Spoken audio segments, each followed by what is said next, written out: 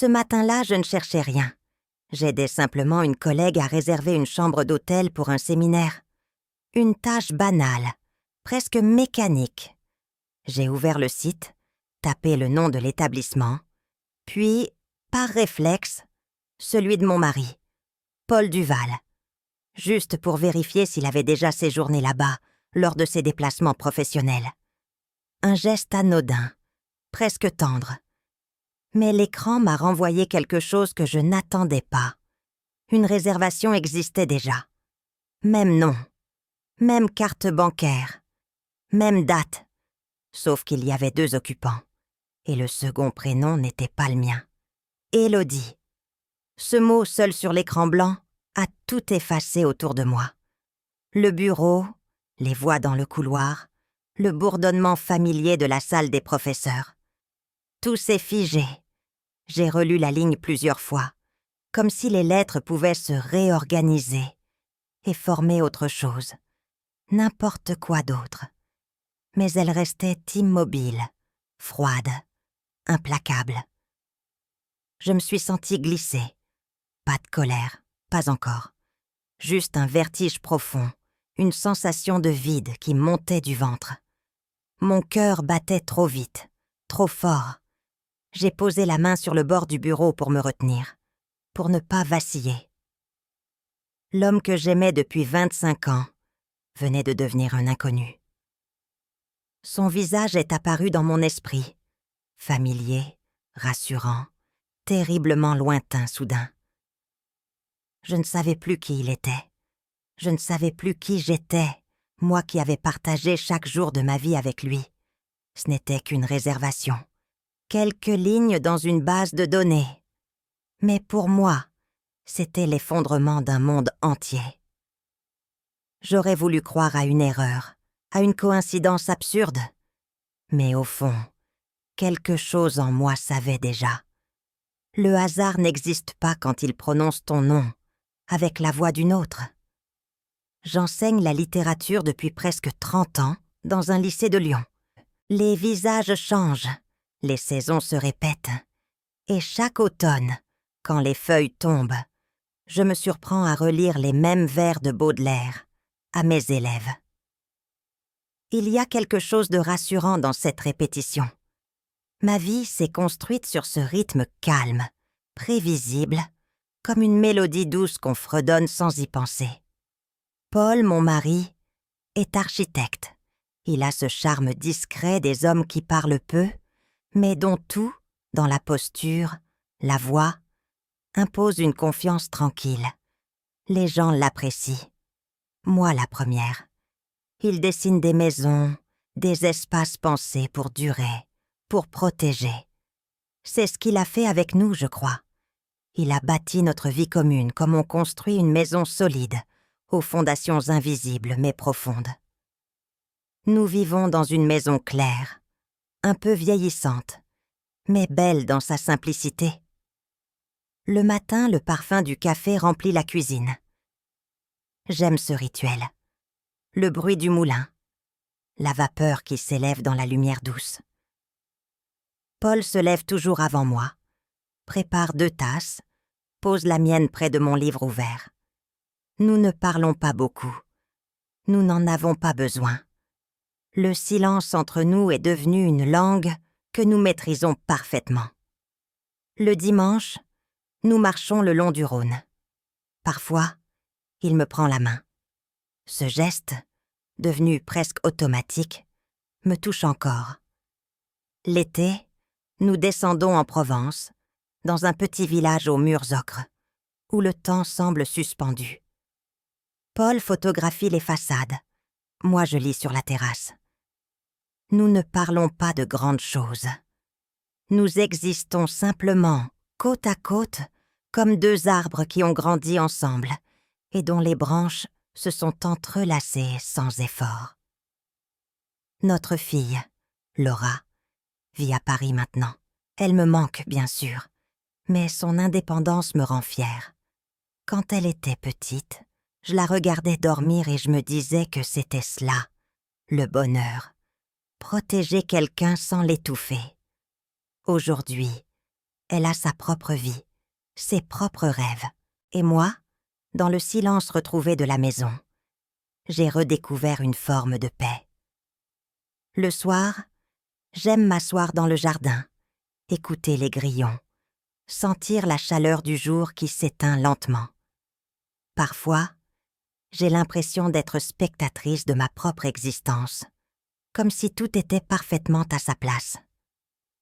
Je ne suis pas d'une nature curieuse. Les questions inutiles me fatiguent. J'ai toujours préféré l'apaisement à la confrontation, la douceur aux éclats. Quand quelque chose me trouble, je range mon esprit comme on range une pièce, en dissimulant ce qui dérange pour préserver l'ordre. C'est ainsi que j'ai vécu avec Paul depuis 25 ans, dans la confiance, ou dans ce que je croyais être la confiance. Je connais par cœur le bruit de sa clé qu'il dépose sur la table, son pas dans le couloir, sa manière de respirer légèrement, quand il lit le soir. Ces sons ont écho la musique de ma vie adulte.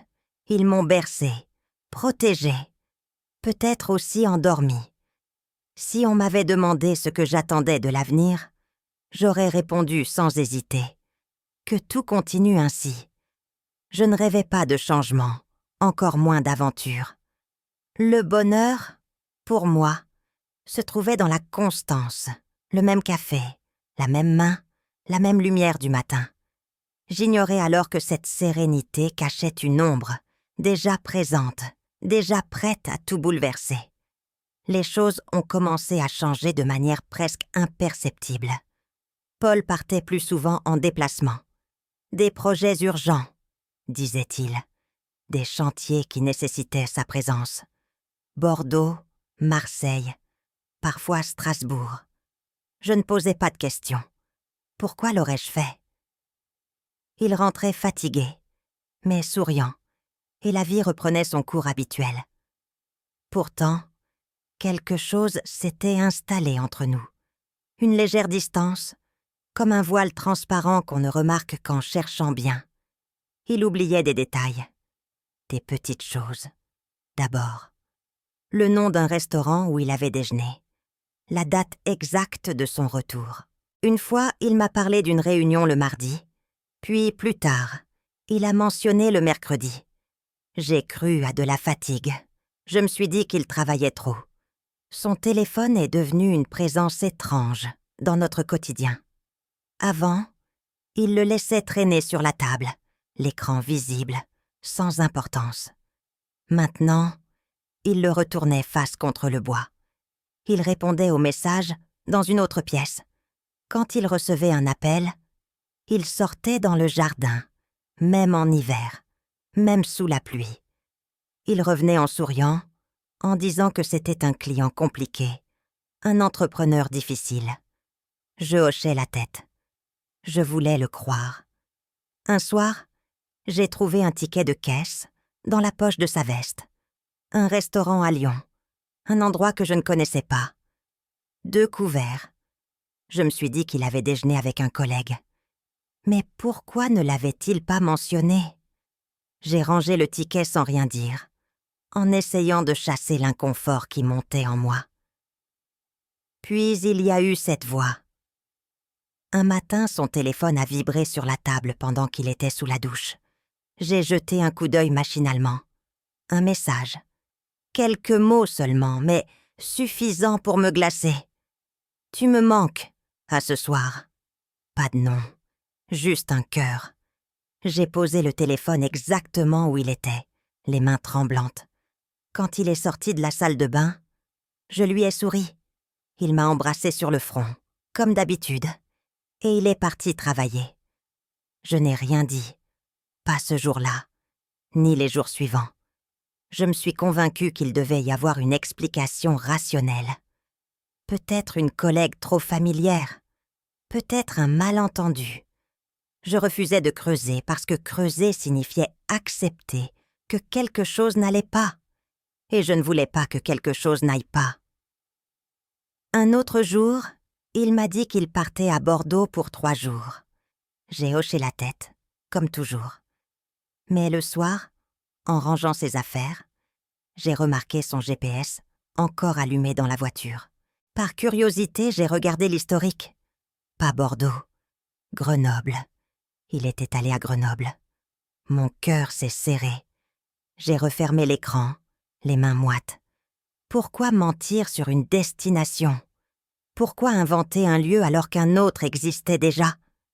Les explications possibles tournaient dans ma tête, chacune plus inquiétante que la précédente. Mais je n'ai rien dit. Je suis remontée dans la maison. J'ai préparé le dîner. J'ai attendu qu'il rentre. Quand il est arrivé, il sentait une odeur que je ne connaissais pas. Un parfum. Léger mais distinct. Il m'a embrassée, m'a raconté sa journée à Bordeaux, les difficultés du chantier, la fatigue. Je l'écoutais en hochant la tête, en souriant au bon moment. Mais à l'intérieur, quelque chose craquait. Je savais que quelque chose n'allait pas. Mais je refusais de savoir vraiment, parce que savoir, c'était affronter. Affronter, c'était détruire. Et je n'étais pas prête à détruire ce que nous avions construit pendant 25 ans. Alors je me taisais. Je rangeais mes doutes comme on range des objets encombrants au fond d'un placard, en espérant qu'ils disparaîtront d'eux-mêmes. Mais les doutes ne disparaissent pas. Ils grandissent, ils se multiplient, ils se nourrissent du silence. Et chaque jour, chaque nuit, ils devenaient un peu plus lourds, un peu plus impossibles à ignorer. Après avoir découvert cette réservation d'hôtel, quelque chose s'est brisé en moi. Pas brutalement, plutôt comme une fissure fine qui traverse un mur et que personne ne remarque, sauf celui qui habite la maison. J'ai commencé à observer Paul différemment, non plus avec les yeux de l'amour, mais avec ceux du doute. Et le doute, une fois installé, transforme tout. Je me suis mise à vérifier des choses, discrètement. Les relevés bancaires, d'abord. Des petits paiements que je ne reconnaissais pas. Des restaurants, des parkings, des péages autoroutiers dans des directions qu'ils ne m'avaient jamais mentionnées. Rien de spectaculaire, juste des traces. Mais ces traces formaient peu à peu un chemin qui ne menait pas vers moi. Un soir, il était dans le jardin, au téléphone. J'étais dans la cuisine, près de la fenêtre ouverte. Le vent portait sa voix par fragments. Je n'ai pas entendu tout ce qu'il disait, mais j'ai entendu son ton, doux, presque tendre. Puis, juste avant qu'il raccroche, j'ai entendu une voix de femme, légère, claire. Elle a dit quelque chose que je n'ai pas compris, puis 3 mots que je n'oublierai jamais. « Je t'aime ». Il a répondu quelque chose en riant doucement, puis le silence est revenu. Je suis restée figée devant l'évier, les mains dans l'eau froide. Mon cœur battait tellement fort que j'avais peur qu'il l'entende depuis le jardin. Quand il est rentré, il m'a souri. Il m'a demandé si tout allait bien. J'ai hoché la tête. J'ai dit que oui, bien sûr. Il m'a embrassée sur la tempe, puis il est monté se changer. J'aurais dû crier. J'aurais dû exiger des explications. Mais je n'ai rien fait, parce qu'au fond, une partie de moi ne voulait toujours pas savoir. Tant que je ne posais pas la question, la réponse n'existait pas vraiment. Tant que je me taisais, je pouvais encore faire semblant. Paul a commencé à me regarder différemment, lui aussi, comme s'il sentait que quelque chose avait changé. Il était plus attentif, presque trop. Il me demandait si j'allais bien, si je dormais assez, si je n'étais pas trop fatiguée. Sa sollicitude ressemblait à une caresse, mais elle cachait autre chose. Une tentative de me maintenir dans un état de calme, de passivité. Un jour, j'ai mentionné en passant que j'avais vu une facture étrange. Il a souri, m'a expliqué que c'était pour un client, un dîner professionnel. Il a posé sa main sur la mienne et m'a dit avec douceur que je m'inquiétais trop, que je devrais peut-être prendre quelques jours de repos. Ces mots étaient tendres, mais leur effet était glacial. Ils retournaient mes doutes contre moi. Ils me faisaient douter de ma propre lucidité. C'était subtil, presque imperceptible, mais je le sentais. Chaque fois que je posais une question, il trouvait une réponse rassurante, logique, accompagnée d'un regard plein de sollicitude. Et moi, je me retrouvais à me demander si je n'inventais pas tout, si je n'étais pas en train de devenir folle, de voir des ombres là où il n'y avait que de la lumière. Notre maison est devenue une scène de théâtre. Lui jouait le rôle du mari aimant, attentionné, légèrement inquiet pour sa femme qui semblait fragile. Moi, je jouais celle qui allait bien, qui souriait, qui continuait comme si de rien n'était. Mais je n'étais plus actrice, j'étais spectatrice. Je me regardais vivre, parler, bouger, comme si tout cela arrivait à quelqu'un d'autre. Le soir, quand il s'endormait à côté de moi, je restais éveillée, les yeux ouverts dans l'obscurité. Je l'écoutais respirer. Cet homme que j'avais aimé pendant 25 ans. Cet homme dont je connaissais chaque geste, chaque habitude, était devenu un étranger. Pire, il était devenu un mensonge vivant. J'ai compris alors que je ne pouvais plus continuer ainsi. Je ne pouvais plus me contenter de subir, d'observer, de me taire. Si je voulais savoir la vérité, il fallait que j'agisse. Mais pas en l'affrontant. Pas encore. Il était trop habile pour ça. Il retournerait tout contre moi. Il me ferait douter. Il me convaincrait que j'avais tort. Non. Si je voulais la vérité, il fallait que je joue son jeu. Il fallait que je fasse semblant, que je souris, que je rassure, que je continue à être l'épouse parfaite, transparente, prévisible. Il fallait qu'il se sente en sécurité, qu'il baisse sa garde. Pendant ce temps, moi, je chercherai. Je trouverai. Et quand j'aurai toutes les preuves, quand il ne pourrait plus mentir, alors seulement je parlerai. Alors j'ai décidé. J'ai décidé de devenir invisible dans ma propre vie, de jouer le rôle qu'il attendait de moi. Et dans le silence de cette décision, j'ai senti quelque chose de nouveau naître en moi. Pas de la colère. Pas encore. Mais une détermination froide, presque douloureuse. J'allais découvrir qui il était vraiment. Et j'allais le faire sans qu'il s'en aperçoive. Le lendemain matin, quand il m'a embrassée avant de partir, j'ai souri. J'ai dit que je me sentais mieux, que j'avais bien dormi. Il a semblé soulagé. Il m'a dit qu'il m'aimait. Et moi, pour la première fois depuis des années, j'ai menti en retour. J'ai dit que je l'aimais aussi. J'ai trouvé l'adresse par hasard. Un reçu froissé au fond de sa mallette que j'ai découvert en cherchant un stylo. Une facture de loyer mensuel. Pas notre maison. Une autre adresse, dans un quartier de Lyon que je connaissais à peine. J'ai fixé ce papier longtemps, comme si les chiffres et les lettres allaient se réorganiser pour former quelque chose de moins terrible. Mais il restait là, immuable, accusateur. Je ne me souviens pas d'avoir pris la décision d'y aller. C'était comme si mon corps avait décidé pour moi. Un samedi matin, pendant que Paul était soi-disant à une réunion de chantier, j'ai pris la voiture. J'ai roulé lentement, les mains crispées sur le volant, le cœur battant si fort que j'avais du mal à respirer. Je me répétais que j'allais trouver une explication rationnelle. Un bureau annexe, un studio pour des clients. N'importe quoi, sauf ce que je redoutais. L'immeuble était moderne, propre, avec des balcons fleuris. Une résidence tranquille, presque coquette. J'ai garé la voiture de l'autre côté de la rue, le moteur éteint, les mains tremblantes. Je ne savais même pas ce que j'attendais. Je suis restée là, immobile, à observer la porte d'entrée comme si elle allait me donner une réponse. Et puis, elle s'est ouverte. Paul est sorti le premier. Il portait une veste que je ne lui connaissais pas. Derrière lui, une femme. La quarantaine, brune, élégante. Elle riait, elle a posé sa main sur son bras. Un geste familier, intime. Puis un adolescent est apparu. Un garçon, 15 ou 16 ans peut-être. Il ressemblait à Paul.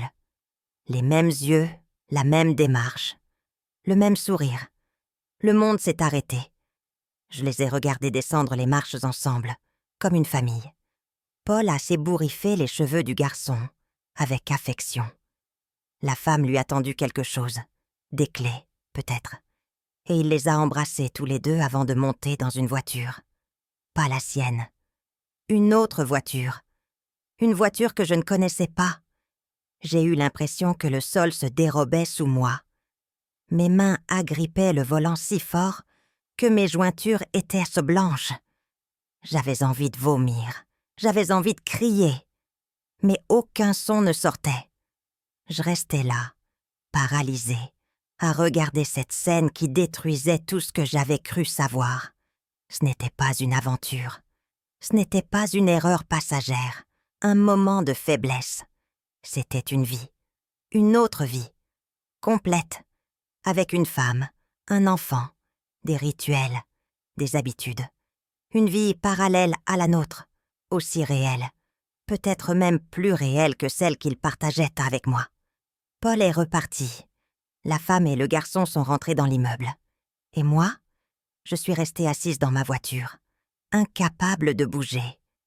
Les larmes coulaient sans que je m'en rende compte. Mon corps tremblait. J'avais froid, même si le soleil brillait. Combien de temps suis-je restée là? Je ne sais pas. Peut-être 1 heure. Peut-être plus. Les images tournaient en boucle dans ma tête. Paul embrassant cette femme. Paul tenant cet enfant par les épaules.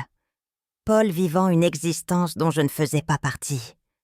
J'aurais pu descendre de la voiture. J'aurais pu monter à cet appartement, frapper à la porte, exiger des explications. Mais je ne l'ai pas fait, parce qu'au fond, je savais déjà.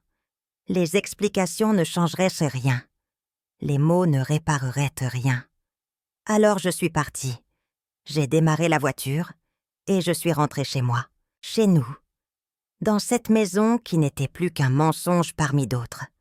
Quand Paul est rentré ce soir-là, il m'a trouvée dans la cuisine, en train de préparer le dîner.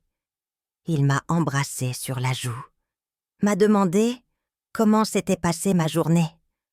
J'ai répondu que tout allait bien.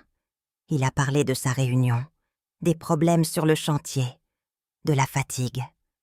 Je l'ai écouté en hochant la tête, en souriant au bon moment.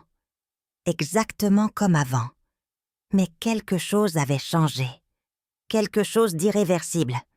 Je n'étais plus la femme qui cherchait à comprendre. J'étais devenue celle qui savait. Et savoir, c'était avoir un pouvoir. Un pouvoir froid, douloureux mais réel.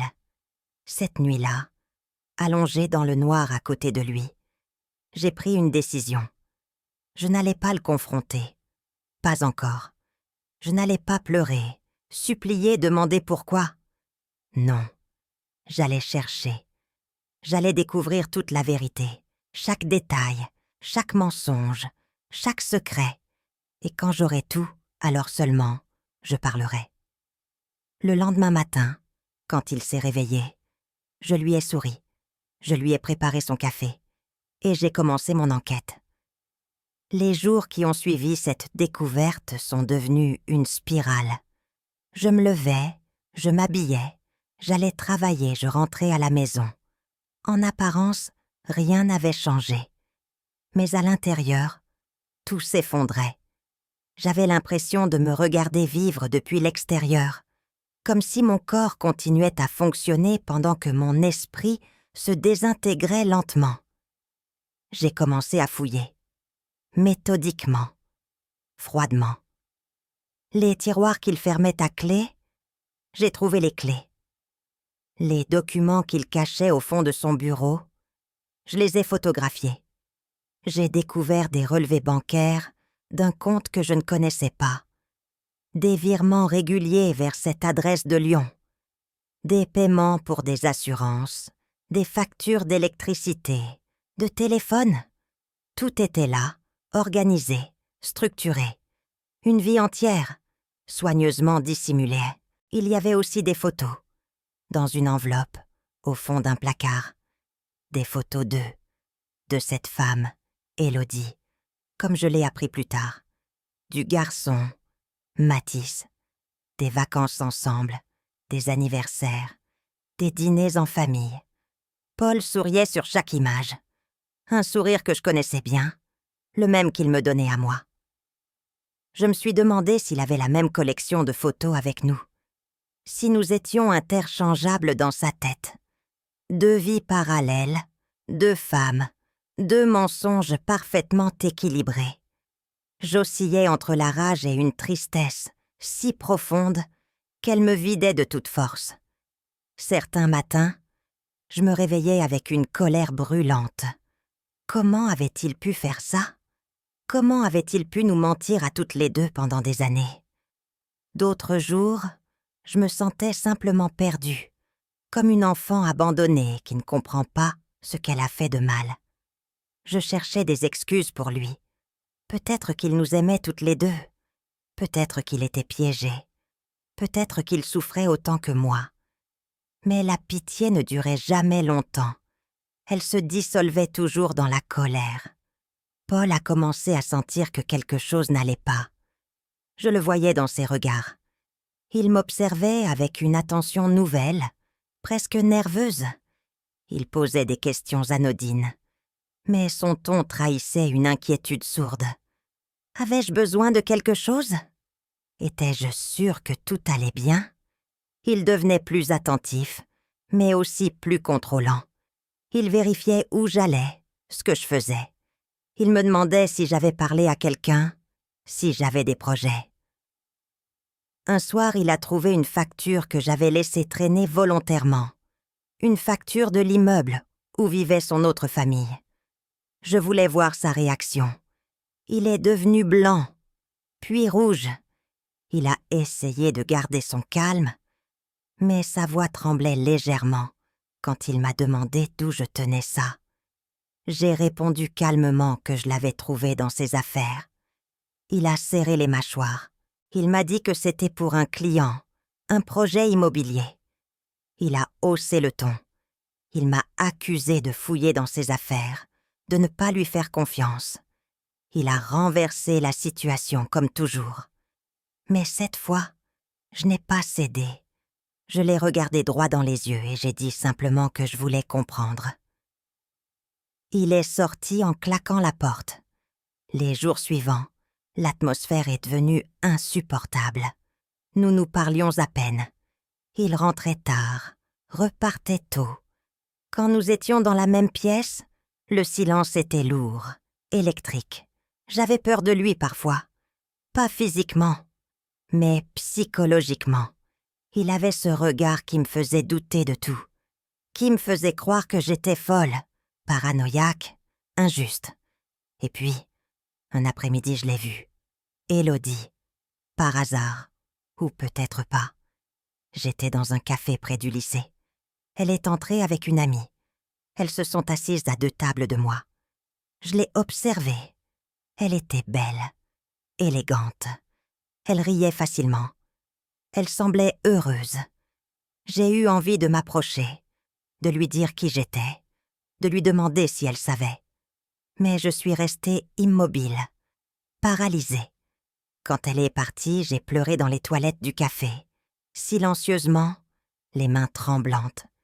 J'ai continué à chercher. Et c'est là que j'ai trouvé autre chose. Quelque chose de plus grave encore. Des documents liés à des projets de construction.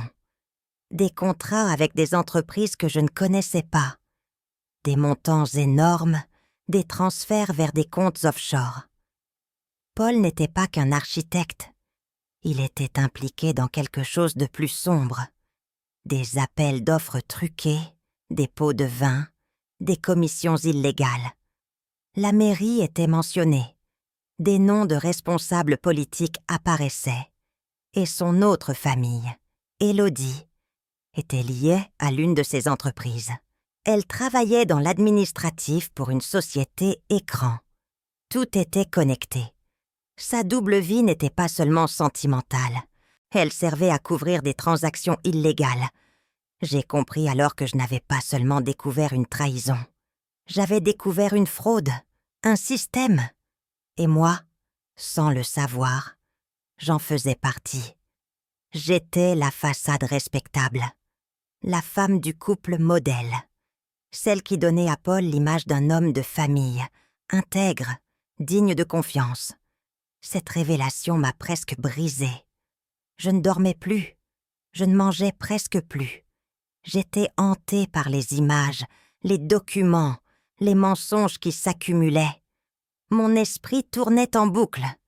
Parfois, je me réveillais en pleine nuit, persuadée que rien de tout cela n'était réel, que j'avais tout inventé. Mais les preuves étaient là, dans mon téléphone, dans mes tiroirs, dans ma mémoire. Paul me regardait avec méfiance maintenant. Il savait que je savais quelque chose. Mais il ne savait pas combien. Et moi, je continuais à jouer mon rôle, à sourire, à cuisiner, à faire semblant, parce que je n'avais pas encore tout, parce que je voulais être sûre, parce que je voulais qu'il n'ait aucune échappatoire quand je parlerais enfin. Mais chaque jour, je me perdais un peu plus. Je ne me reconnaissais plus dans le miroir. Mon visage était devenu celui d'une étrangère. Une femme creusée par le doute, la colère et une douleur si profonde qu'elle semblait ne jamais devoir finir. Et pourtant, au milieu de ce chaos, quelque chose de nouveau grandissait en moi. Quelque chose de froid, de dur, de déterminé. Je ne voulais plus seulement savoir, je voulais agir, je voulais qu'il paie, pas par vengeance, mais par justice. Pour moi, pour Élodie, pour toutes celles qui l'avaient trompée. Je voulais que la vérité éclate, et j'étais prête à tout pour Laura et rentrer à Lyon un vendredi soir, sans prévenir. Elle a ouvert la porte avec ses clés, comme avant, quand elle vivait encore ici. Je l'ai entendue appeler mon nom depuis l'entrée. J'étais dans le salon, assise dans le noir, entourée de documents étalés sur la table basse. Quand elle est entrée et qu'elle a allumé la lumière, elle s'est figée. Elle m'a regardée longuement. Son visage s'est décomposé. Elle a posé son sac et s'est assise à côté de moi sans dire un mot. Puis, elle a pris ma main et j'ai craqué. Pour la première fois depuis des semaines, j'ai pleuré. Vraiment pleuré. Pas ces larmes silencieuses que je versais la nuit, mais des sanglots profonds, incontrôlables, qui venaient du fond de moi. Je ne sais pas combien de temps nous sommes restés comme ça. Elle me tenait contre elle, comme quand elle était petite et que je la consolais après un cauchemar. Sauf que cette fois, c'était moi l'enfant perdu. Quand j'ai enfin pu parler, je lui ai tout raconté. La réservation d'hôtel, l'autre adresse, Élodie, Mathis, les documents bancaires, les photos, les fraudes, tout. Elle m'a écoutée sans m'interrompre. Son visage passait de la stupeur à la colère, puis à une tristesse profonde. Quand j'ai eu fini, elle a serré les poings. Elle a dit qu'elle avait toujours trouvé son père distant, mais qu'elle n'aurait jamais imaginé ça. Jamais. Elle m'a demandé pourquoi je n'avais rien dit plus tôt. J'ai répondu que je ne savais pas, que j'avais eu peur, que je ne voulais pas détruire l'image qu'elle avait de lui. Elle m'a regardé droit dans les yeux et m'a dit que ce n'était pas moi qui détruisais quoi que ce soit, que c'était lui. À partir de ce moment-là, tout a changé. Je n'étais plus seule. Laura est restée avec moi. Ensemble, nous avons trié les documents. Elle a pris des photos, organisé les preuves, créé des dossiers sur son ordinateur. Elle était méthodique, efficace. Elle avait cette force que je n'avais plus. Et grâce à elle, j'ai recommencé à respirer. Un soir, elle m'a suggéré d'enregistrer Paul. de garder une trace de ce qu'il dirait si je le confrontais. J'ai hésité, mais elle avait raison. Les preuves écrites ne suffiraient peut-être pas. Il fallait sa voix, ses propres mots. Alors j'ai accepté. Le lendemain, quand Paul est rentré, je l'ai attendu dans le salon. Laura était à l'étage, avec son téléphone prêt à enregistrer. J'ai posé les documents sur la table, les relevés bancaires, les photos, tout. Quand il est entré et qu'il a vu ce que j'avais préparé, son visage s'est durci. Il a essayé de garder son calme. Il m'a demandé ce que je faisais. J'ai répondu que je voulais des explications. Il s'est approché, a regardé les papiers, puis m'a fixé avec un mélange de colère et de mépris. Il m'a dit que j'avais perdu la tête, que je ne comprenais rien, que tout ce que j'avais trouvé n'était que des malentendus, des interprétations erronées. Puis il a changé de ton. Il est devenu menaçant. Il m'a dit que si je parlais, si je racontais quoi que ce soit à qui que ce soit, je le regretterais, que j'allais tout perdre. La maison, ma réputation, tout. Il m'a dit que j'étais ridicule, pathétique, que personne ne me croirait, qu'il avait des avocats, des relations, des moyens de me détruire si je m'avisais de l'attaquer. J'ai écouté sans répondre. Et pour la première fois, ces mots ne m'ont pas atteinte. Ils glissaient sur moi comme de l'eau. Parce que je savais quelque chose qu'il ignorait. Je savais que je n'étais plus seule. Je savais que tout ce qu'il venait de dire était enregistré. Et je savais que j'avais déjà pris ma décision. Je lui ai simplement dit que c'était fini, qu'il pouvait partir. Il a ri. Un rire froid, méprisant. Il m'a dit que je ne savais pas dans quoi je m'embarquais. Puis il est sorti en claquant la porte. Cette nuit-là, Laura et moi avons écouté l'enregistrement. Sa voix, ses menaces, son arrogance. Tout était là. J'ai su alors que je devais aller plus loin, que je ne pouvais pas garder ça pour moi, que d'autres personnes devaient savoir.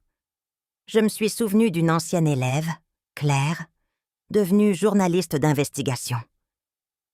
Nous étions restés en contact au fil des années. Je lui ai envoyé un message. Je lui ai dit que j'avais quelque chose d'important à lui montrer. Elle m'a répondu immédiatement. Nous nous sommes vus, 2 jours plus tard, dans un café discret. Je lui ai tout donné. Les documents, les enregistrements, les photos. Elle a écouté, lu, analysé. Puis elle m'a regardé avec gravité et m'a dit que ce que j'avais découvert dépassait largement une simple affaire conjugale, que c'était une fraude à grande échelle, que des responsables politiques étaient impliqués, que ça pourrait faire du bruit. Elle m'a demandé si j'étais prête à affronter les conséquences. J'ai répondu oui, parce que je ne cherchais plus la vengeance. Je ne voulais plus seulement punir Paul. Je voulais la vérité. Je voulais que tout le monde sache. Je voulais que cette façade parfaite qu'il avait construite pendant des années s'effondre. Pas par haine, mais par justice. Pour moi, pour Élodie, pour toutes celles qu'il avait manipulées. Claire a lancé son enquête. Et moi, pour la première fois depuis longtemps, j'ai senti quelque chose ressembler à de l'espoir. L'article est paru un mardi matin, en première page d'un journal régional. Le titre était sobre, presque froid. Corruption dans le BTP. Un architecte lyonnais au cœur d'un vaste réseau de fraude. Le nom de Paul apparaissait dès les premières lignes. Puis les détails. Les montants, les entreprises écrans, les appels d'offres truqués, les responsables politiques impliqués. Et bien sûr, sa double vie. Je n'ai pas lu l'article tout de suite. Laura l'a fait pour moi. Elle me l'a résumé, assise à mes côtés dans la cuisine.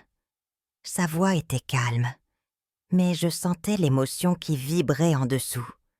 Quand elle a eu fini, nous sommes restées silencieuses un long moment.